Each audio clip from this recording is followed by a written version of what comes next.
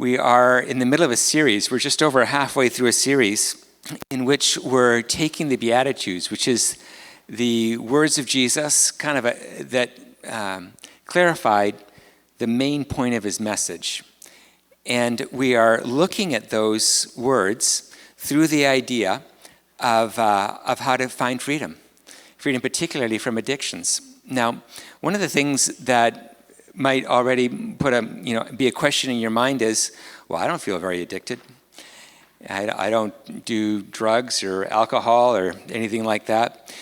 From what we've studied, it seems as though addiction is an anxiety disorder. And it's a way to cope with our lives without faith or love. And so I think all of us, it's a universal truth that all of us suffer, I think, with anxiety. And the ways that we cope with that anxiety outside of trusting in Jesus really become addictions. They become crutches that we lean on in order to compensate for our lack of love and trust in God. The road that we have been looking at has been I looked over the last number of weeks, and it's heavy. We started with saying that if we're going to find freedom, we need to practice humility and be honest about where we're at. Then we looked at grieving, how we've hurt God and others. We talked about how we need to trust in Jesus and not rely on ourselves. That the reason why we would want to move out of an addictive or anxious life is really to be able to better love others, not just ourselves. Last week, we looked at the idea of mercy and how we need to have a forgiving heart. And so I'm looking at all that, and I'm going, good luck. That's a whack of stuff that's really, really hard to do. And so I'm thinking this week, the next one is blessed are the poor in heart. So great, now we have to talk about our hearts, and our hearts even have to be good in all this. And it just seemed like it was this overwhelming task in front of us to find freedom. And so this is where my mind went to. So first of all, I imagine us then, we go to church every week and we hear hard things and how we need to change. All right. And then I had this flashback to being in junior high school in Port Alberni. And I had a PE teacher, Mr. O'Gorman. That sounds like a PE teacher. He was strong and intimidating. We would play rugby, and as soon as he had the ball, it was like the parting of the Red Sea. And he would just saunter on through. Nobody was going to touch that guy. And so he sits down with me after gym class, and he gives me one of those, pep talks. So I'm this skinny kid with a high voice, mostly insecure. And he sits me down and he says, Greg, you're never going to play rugby. You'll never play basketball. You'll never do football. You're not tall enough for volleyball. He just goes on and on through all the sports. And then it's not this one, but he gives me a badminton racket. It's light. And so he says, try this. Now, I took him seriously. I thought, I can't do anything else. I might as well play badminton. And so I threw myself into this sport. This is my original racket that I bought, I think for $25. So it's a 50-year-old racket. I shouldn't have said that. It's a 10-year-old racket.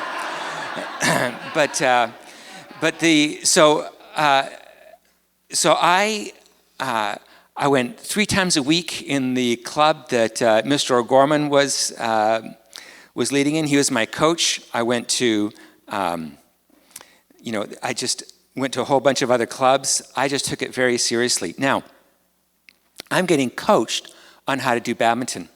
So when I first got there, I held the racket like this. And it was, you're playing like this. Imagine being in your backyard. And so he first of all said that you need to hold it like this. So you can do this with your wrist. I thought, well, that was a new thought. And then he says, I'm going to teach you how to do a backhand. So when I used to do a backhand, which was like this, I could barely get it over the net. like just over the net. And so he told me, well, this is over many, many weeks. He says, first of all, you need to face away from the net, this was already not counterintuitive, and facing away from the net didn't make any sense. And he says, then what I want you to do, I won't, so you can see it, you reach across your body, and you put your weight on your outside foot, and you keep your elbow high, and you do one of those. And by the end of I don't know how long, I could clear the bird from one end of the court to the other end of the court without much effort, just by doing it right. Well, that was really fun. And then we worked on other shots. And then we had to do footwork. And then we had to do strength training and fitness. And it just goes on and on. So I'm a little kid, and almost every day, because I went as often as I could, I'm getting corrected all the time. I'm just being told how to change all the time. And loving every minute of it. Oh, this is excellent. I was horrible at badminton, and you helped me get better at badminton. This is just fantastic. Is there anything else you want to tell me? And I go, why is that different? Why is it when somebody tells me how to swing a silly racket, I'm super happy about it. Somebody tells me how to better follow Jesus, and I feel discouraged and overwhelmed, and like it's just this heavy burden. And then I thought about school. If you do you have to go to school until grade 12, at least most of us. And but post-secondary education, if you've done that, you're paying a lot of money, putting in a lot of time, and you're being corrected every day for hours a day. You're being corrected. It's called learning, right? Like especially if you're an undergrad, you're dumb, and then we're gonna teach you stuff, and we're gonna make you a different kind of person. And we'll go, yeah, I want to do that. I want to be corrected every day for 5 hours a day, and then do homework. And yeah, I want to do it. Can I pay money for that? Would you mind? And it's just so interesting to me that there's these pockets of our life where correction and improvement are experienced as good news, and then at other times it just feels like bad news. What is the difference between those two kinds of experiences? More particularly looking at Christianity, when does the Christian journey of growth become good news? When does that happen? How does it happen? I think Matthew 5, verse 8, is an interlude in the middle of the Beatitudes. And it's perfectly placed.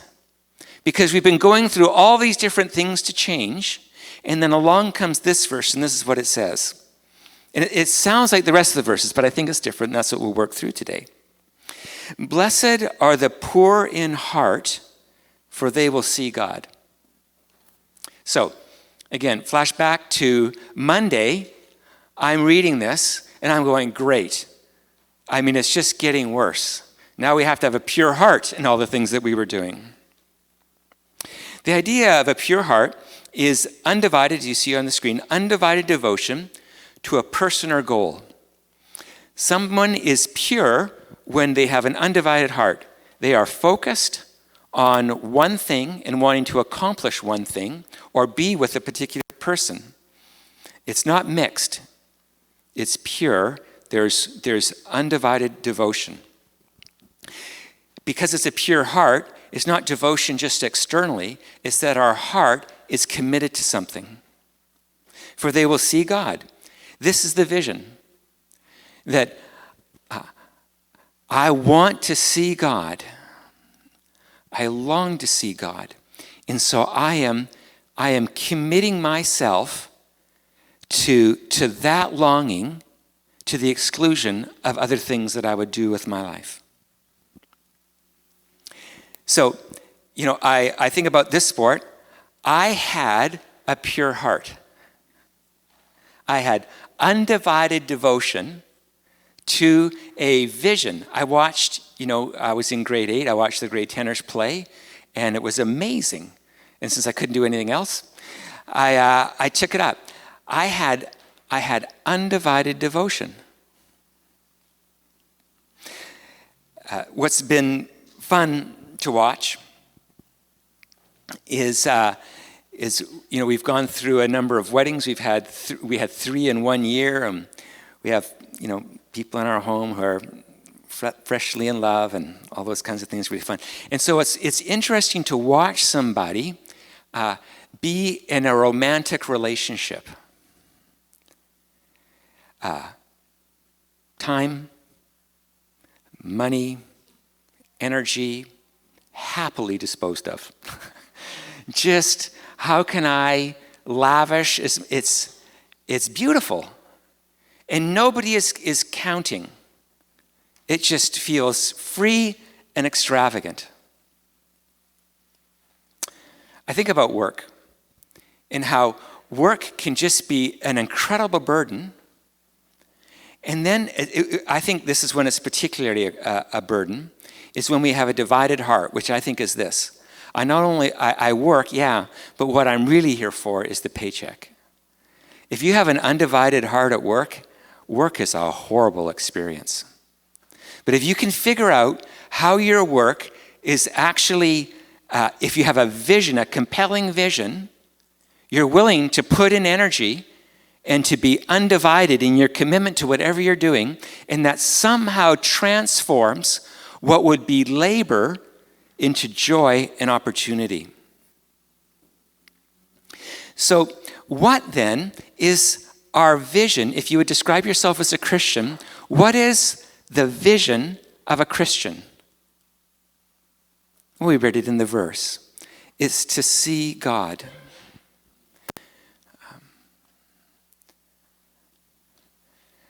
I thought worship was so powerful today. Because what was being offered us was a vision to encounter the living God.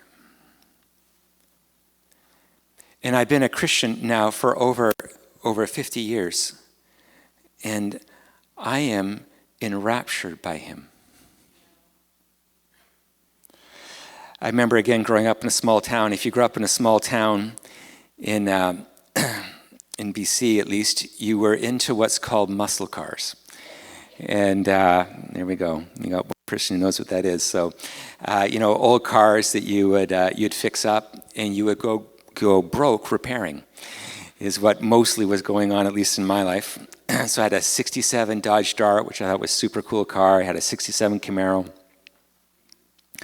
And I would study these things and fix them and repair them. And then I was into Porsches for a while, and I would just, I would look at statistics and read reports on it. And I was just it's a piece of metal. It's just it's some plastic. And I'm enamored by it. And then I discover the beauty of Jesus. And it's been decades, and I feel like I'm only scratching the surface of his glory and majesty and beauty. He is magnificent. And I can't stop reading about him, wanting to be close to him and know him. I have what at least the leadership literature describes as a compelling vision. I long to see God. Psalm 23 describes it this way: who may ascend the mountain of the Lord? Who may stand in his holy place? Who may see God and encounter God? The one who has clean hands and a pure heart, who does not trust in an idol or swear by a false god. Who gets to see God? Those who purely want to. God is such a respecter of persons. He says, if you don't want to see me, you won't. It's okay. But those who do, those who have an undivided longing and devotion to see me, I'll disclose myself to you, and you'll discover my beauty and strength. Unfaithfulness is a sign of devotion to self, not to God. You think of somebody who's in a relationship and they cheat. What does that tell us about that unfaithful person? It tells us that the reason why they were in that relationship was really for self-serving purposes. And as soon as that relationship was disappointing, they just did something on the side. Unfaithfulness clarifies the motive of the heart. That this really wasn't about you, it was about me. And for as long as you satisfy me, I'll be devoted to you, but it really is about me. God says, why am I gonna expose myself to someone who's just mostly interested in taking advantage of me? Now, I've revealed myself to those who truly want to know me, not just for their own benefit, but for ours. This is what it means to have a pure heart. I think, again, when you talk about these things, I just can't help but think about my marriage. And I think about the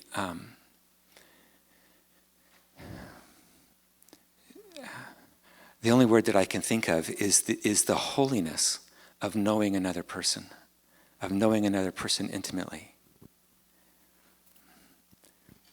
And there's no way that you can know someone intimately with an impure heart. It's an impossibility. You can't see them. You're too busy seeing your own needs or agenda, or you can't see them. But as you truly want to know them for their benefit, there's something beautiful that happens in the relationship. And you discover, I think, the beauty and presence of God in another human being. But here we have the opportunity to discover God firsthand, to know him and see him as he is. How then do we get a pure heart? How does purity happen? The first thing that we do is we ask for it. Psalm 51 says, create in me, this is a prayer, create in me a pure heart, O God, and renew a steadfast, faithful, pure spirit in me.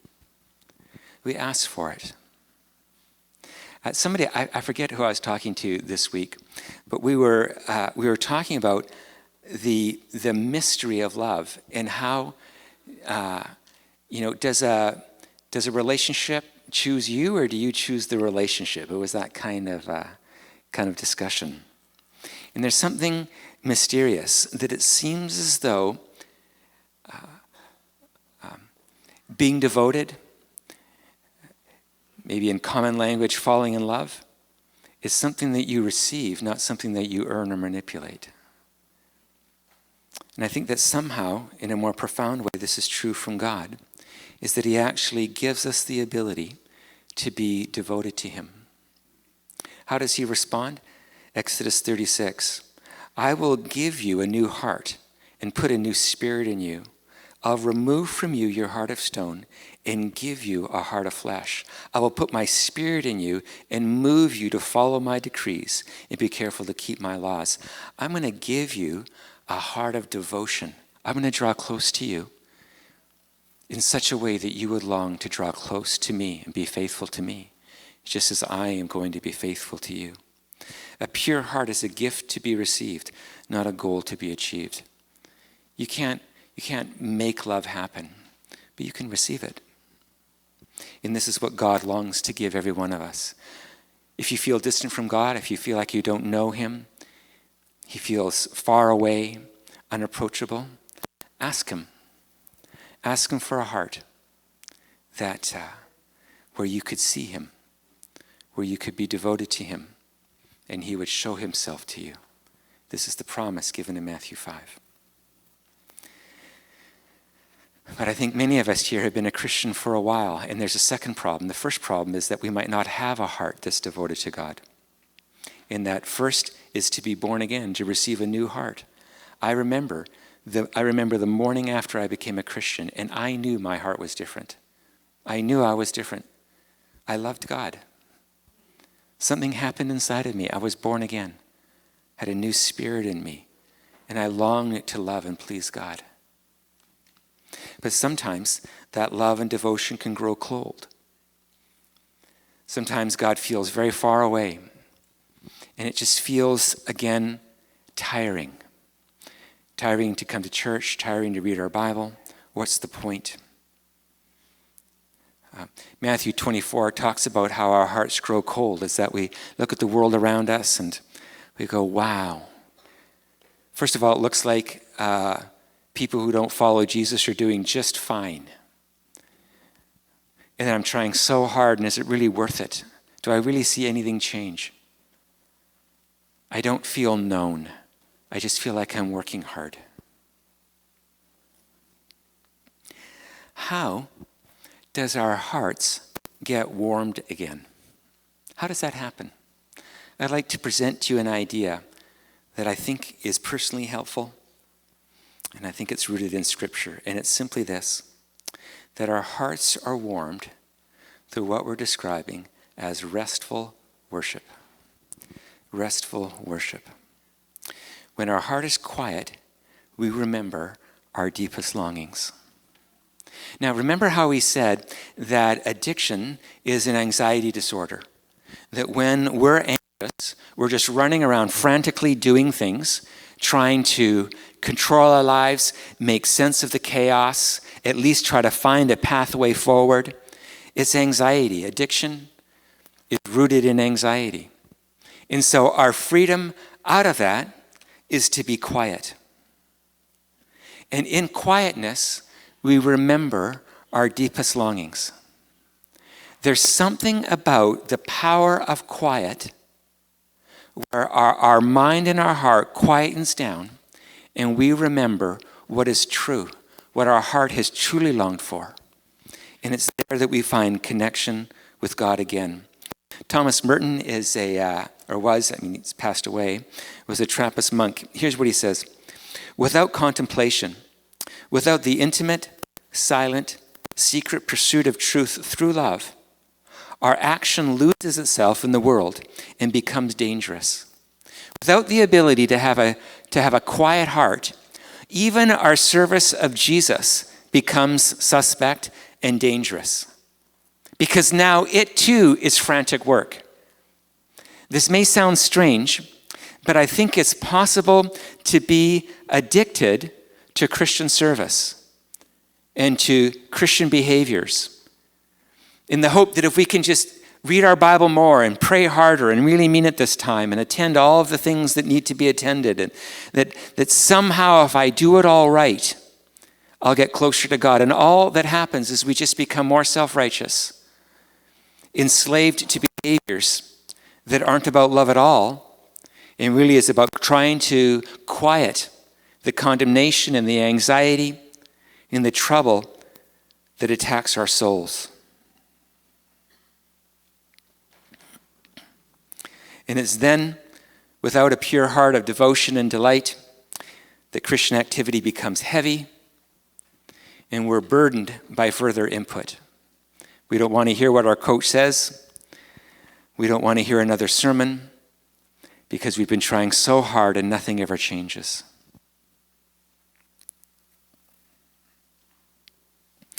There's a prayer in Psalm 73 that I find to be very helpful that describes what I think restful worship looks like. The first verses 12 and 13 say this. This is a prayer. This is what the wicked are like, always free of care. They go on amassing wealth. This is what the wicked are like. They're doing great. They have way more money than I do, carefree, never have to worry about all the obligations that I feel. Like I have to keep my elbow up, turn the right way, flick my wrist at the right time, goes on and on and on. I don't have to worry about any of that. They're just free. They can swing the racket any way they want. Surely in vain have I kept my heart pure. It doesn't seem to have paid off. And have washed my hands in innocent. And then he goes on in verse 23. Yet I am always with you. You hold me by my right hand. You guide me with your counsel, and afterward you will take me into glory to see God face to face. He works it through. Because it feels like a waste of, but my heart longs for you. And when I'm quiet, I know it's true. And I know that you will fulfill the longings of my heart. And I love how honest he goes on to be. Who have I in heaven but you? And earth has nothing I desire besides you. You know, I just got to pause. I printed out my notes this morning, and every capital I is missing. So I have to read them in my notes and remember where the I's are. Isn't that an incredible thing? I mean, if there's a curse of technology on my life, I think it's true. The I's are missing. So anyways, yet I am always with you. I'm pretty sure the I is there. Yet I am always with you. I hold you back. Whom have I in heaven but you? And earth has nothing I desire besides you. My flesh and my heart may fail. I love this, that my flesh and my heart may fail. I'm not putting confidence in my pure heart. I'm not trusting in my pure heart. They may fail. But God is the strength of my heart and my portion forever. Those who are far from you will perish. You destroy all who are unfaithful, impure to you, unfaithful to you. But as for me, it is good to be near God. I have made the sovereign Lord my refuge. I will tell of all your deeds. I love the journey of looking at the world, feeling blinded by what we would describe as reality, and somebody working their heart through to worship. I just think that's such a beautiful journey. And in the quiet of worship, we remember what's true. When I was, there was a number of us from the church, we were able to go to South Africa to this world conference. And we're worshiping, as you heard already, we're worshiping with 70 nations from around the world.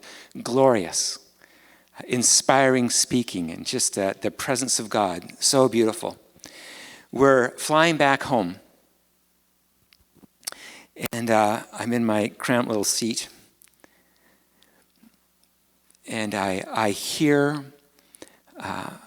a barrage of thoughts that I could barely track. But they were along the lines of, you're such a hypocrite. I can't believe that you would actually let yourself be a pastor. I think you should quit immediately. Because no one like you deserves for sure to hold a mic, let alone counsel anybody personally. And you've always been this way. And it just went on and on and on. Debbie looks at me and she says, what's going on? And I couldn't even verbalize the barrage of attack that was coming on me. I couldn't even grab hold of one of those thoughts. It was just a pervasive condemnation.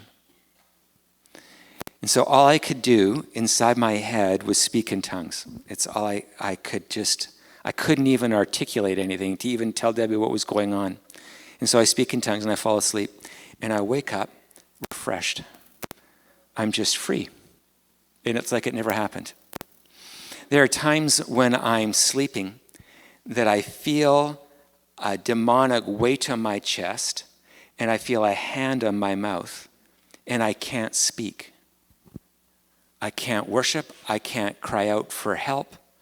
All I can do is the one thing I can do is speak in tongues. And it lifts. I'm not doing anything. I'm not earning anything. I'm not confessing the truth.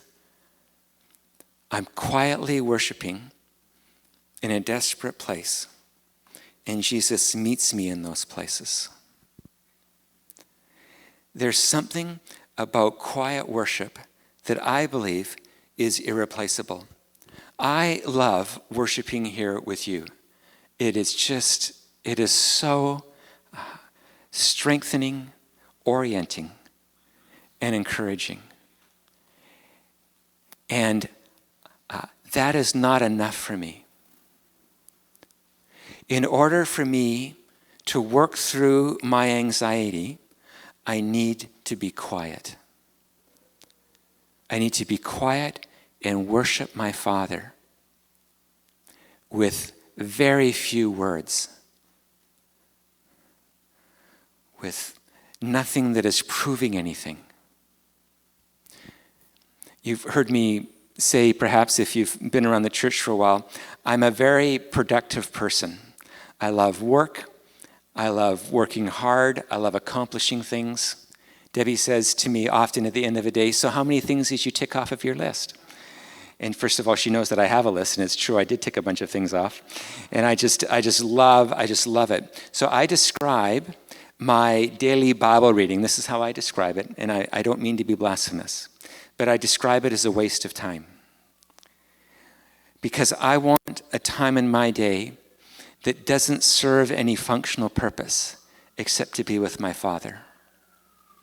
That's all. I just want to be with my Father. I want to be alone with him. I want to be quiet with him. I barely pray with words. I'm just quiet with my Father.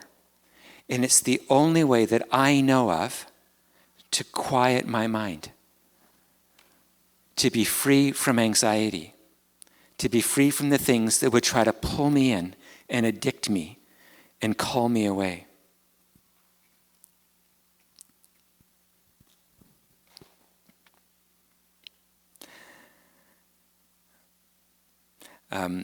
I was thinking, Doug Penner, Jacob Stephen's dad, we planted this church together, he and I and a few other families.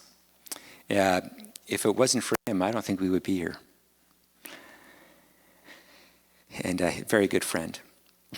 And he's, if you know anything about the Penners, they're all disgustingly good at sports. It's super, super irritating. If you want to feel good about your athletic ability, don't play sports with them.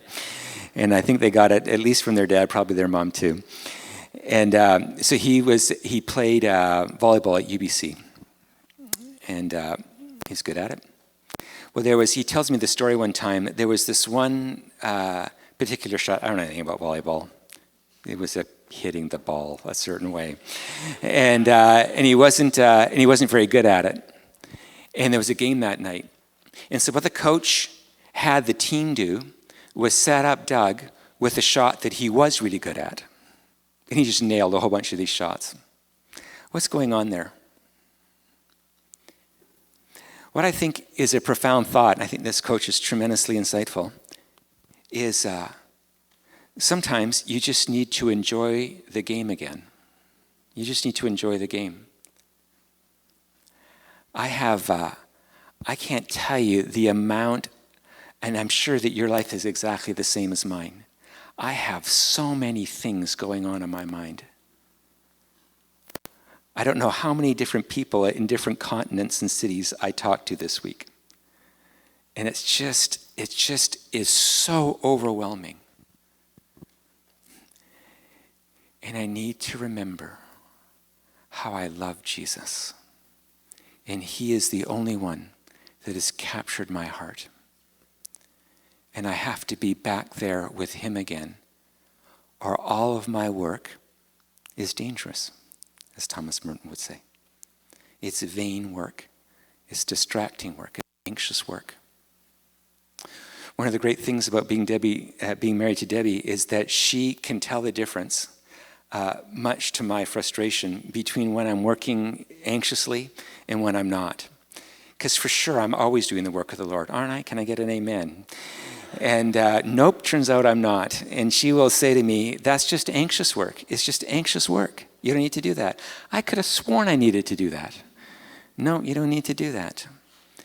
And the only way that I can begin to parse out what's anxious and what isn't, my friends, is when I'm quiet. And I feel like you and I live in a world that is screaming in our ear constantly. Mostly condemnation, pressure, expectation, and demand. And you've got a few short years in this world to make a difference, and you call yourself a Christian, you better get to work. And you better have a meaningful job. You better do important things. You better try hard. Like, it just goes on and on and on. And listen now. I know there's other Bible verses that I can quote, but clever arguments don't get me out of condemnation. quiet worship does. Quiet worship does. I can't talk my way out. Most of the time I feel muzzled. Quiet worship. What's the result? Lusts lose their luster. When you've seen the living God and just tasted of his beauty. I'm reading through Mark this last week, and they touch the hem of his garment. Just a touch, and they're healed. Just a touch of the beauty of God, and our hearts are changed. Then the enemy comes along with something to lust after, and it's like, really? That's all you got? I've tasted of the goodness of God. When we worship, when we're quiet, lusts lose their luster. We become grateful for input. We become grateful. I've tasted of the goodness of God. Can you just show me that stroke one more time? Because I think I almost have it. Can you just show me again? Because I've tasted of something that's good. And this isn't a burden to me. This is an opportunity to go deeper into what's already true. Can you just show me one more time? I've got a taste. I'm not resentful for input. I'm eager for it.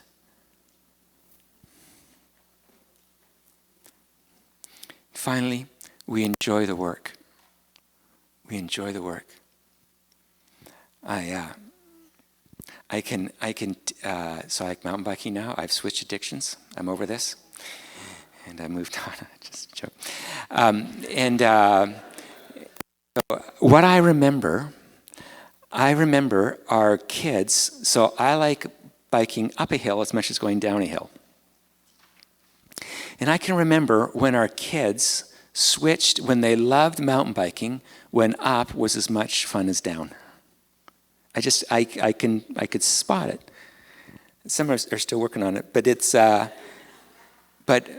but work is a delight when my heart is restful. Working in Christ to know him, I love reading my Bible.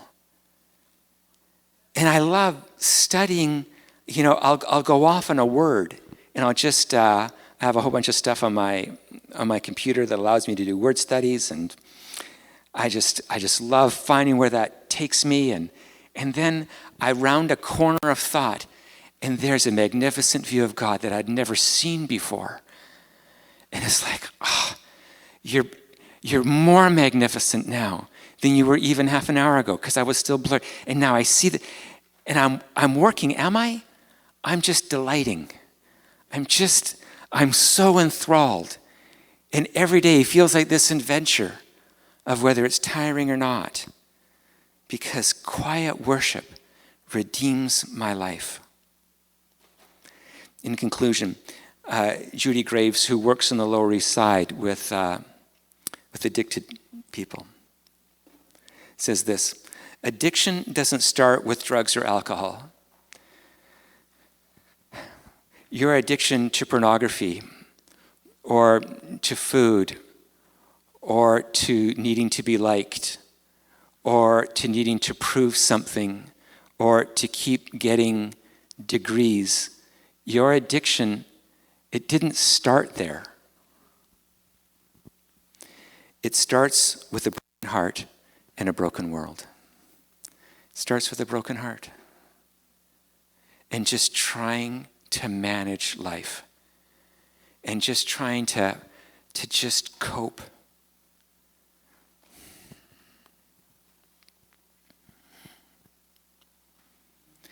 So let me ask you, is your heart broken, or is it cold? Does it feel cold? Does God seem like he's just around the corner out of sight? Does he feel like that to you? I'd like to know him, really I would. He's very far away, and I don't think he wants to be around me. I've disappointed him so many times, you have no idea. And the thought that he would want to be around me Really, let's just be realistic. We've made an agreement. He can be there, I can be here, and I hope I make my way to heaven. Is your heart broken or is it cold? Do you find it hard to see God? Do you find it hard to see God? This is our punchline. To see God in and around us, we quiet our anxious hearts. I don't know how to say this more clearly. If you want to see God, do nothing.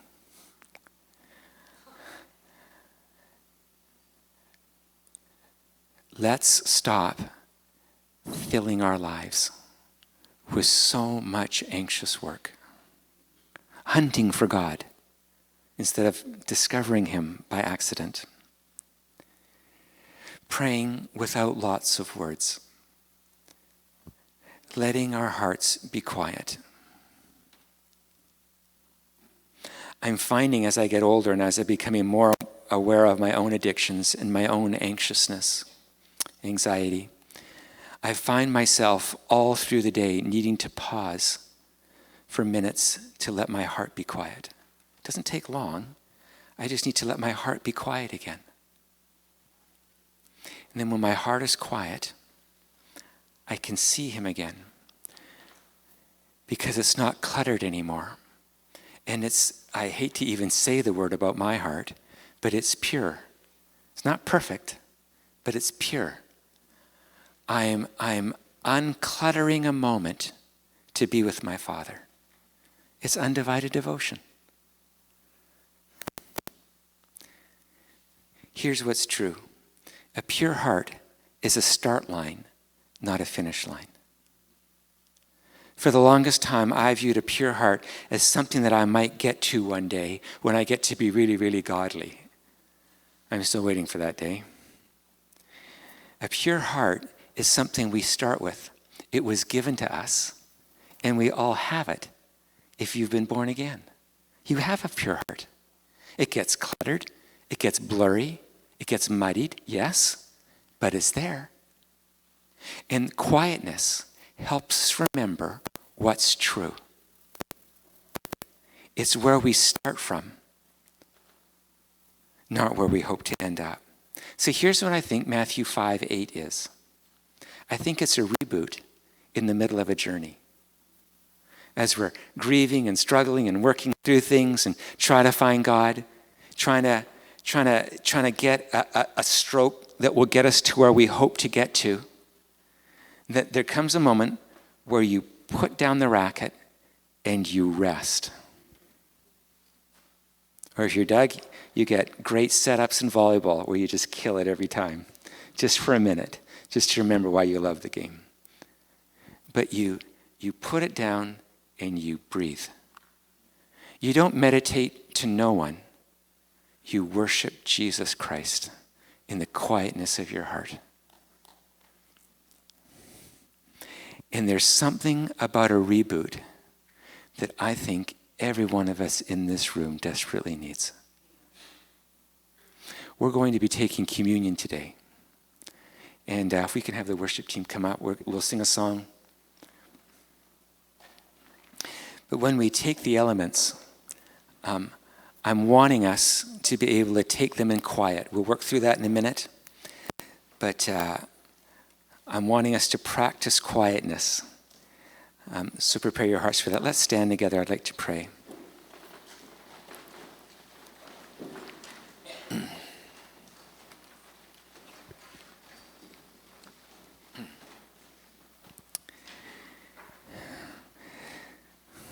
You know what? Just stand for 2 minutes, please. I'd like to read something that I wasn't going to say, but I think it's helpful. Aaron White, the guy who wrote the book that we're basing this sermon series on, he said this. He describes how some people experience quiet. I was talking about the benefits of stillness and silence in a treatment facility, and a man responded, "I can't do that." "Why not?" I inquired. "Because my mind is a dangerous neighborhood to walk around in." I said, "No doubt it is. All of ours are. but you walk around in it all the time already, just with your eyes shut. If you went to a dangerous neighborhood, you wouldn't wear a blindfold, would you?